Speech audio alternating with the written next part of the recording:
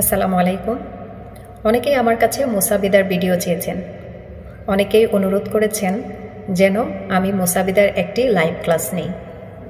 কেউ কেউ বলেছেন আমি মুসাবিদার ভিডিও দিলে আপনারা পরীক্ষায় পাশ করবেন, অন্যথায় ফেল করবেন।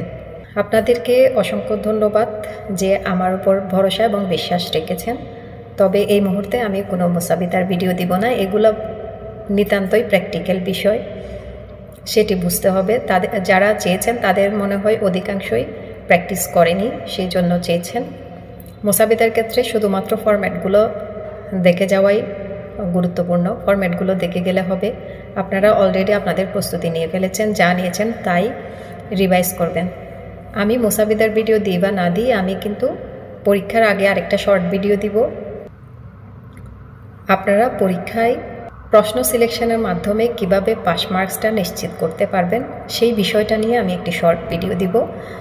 আশা করি ওই ভিডিও দেখে আপনারা পরীক্ষায় প্রশ্ন সিলেকশনের মাধ্যমে পাস মার্কসটা নিশ্চিত করে পরীক্ষা সেন্টার থেকে বের হতে পারবেন। সেই ভিডিওটা দেখবেন। ধন্যবাদ।